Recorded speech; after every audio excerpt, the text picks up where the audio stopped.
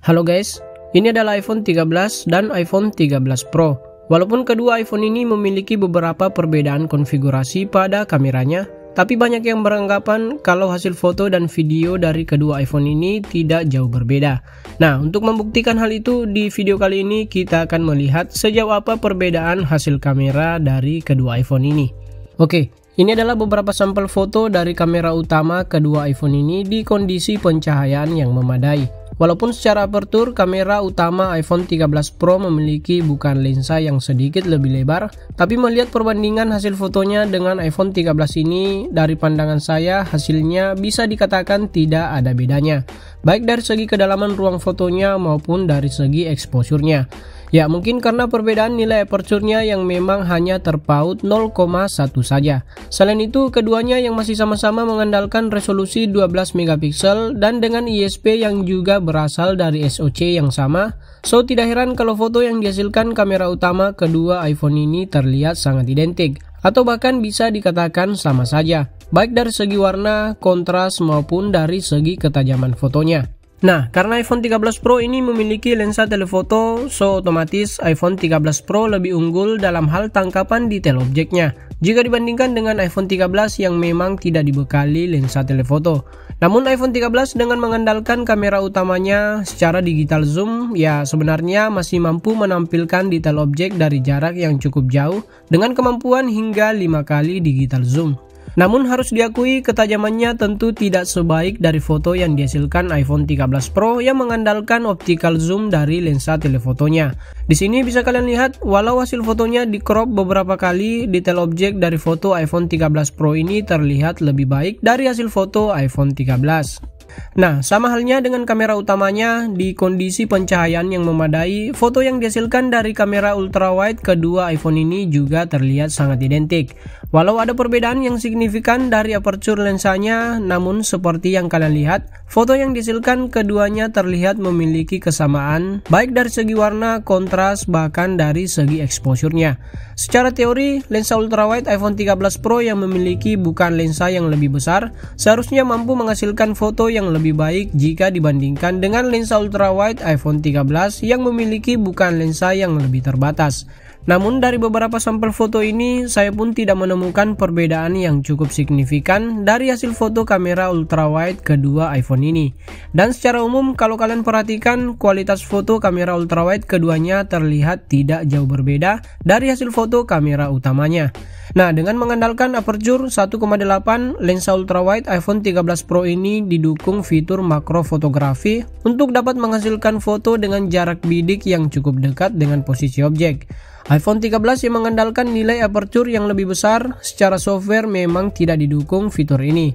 Namun dengan melakukan cropping pada hasil fotonya, menurut saya secara kualitas, iPhone 13 juga terlihat masih mampu menyaingi fitur makro fotografi dari iPhone 13 Pro ini.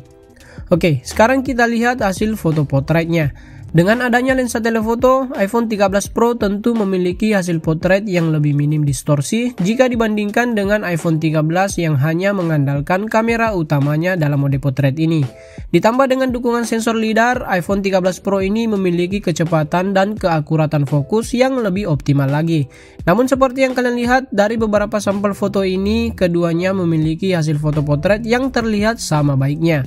Dari segi separasi blur pun keduanya juga tergolong rapi dengan warna yang terkesan natural dan dengan efek bokeh yang cukup nyaman dipandang. Mode potret ini juga bekerja dengan sangat baik pada kamera depan di kedua iPhone ini. Dan dari pandangan saya, secara kualitas hasilnya terlihat sama saja. Dan sama halnya pada mode potret tadi, di mode auto, foto yang dihasilkan dari kamera depan kedua iPhone ini overall juga terlihat sangat identik. Karena memang di atas kertas, kamera depan kedua iPhone ini memiliki spesifikasi dan konfigurasi yang sama.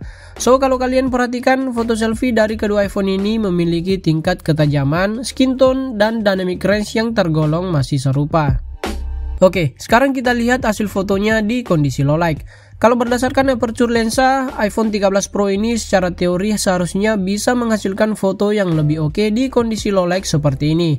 Namun dari pandangan saya, dari beberapa sampel foto low light ini, saya pun tidak menemukan perbedaan kualitas yang benar-benar signifikan dari kedua iPhone ini. Begitupun juga dengan hasil foto kamera ultrawide-nya, yang mana keduanya masih terlihat cukup identik, walau bukan lensa ultrawide dari iPhone 13 Pro secara signifikan lebih besar dari bukan lensa ultrawide iPhone 13. Nah, sekarang kita beralih ke hasil dari perekaman videonya.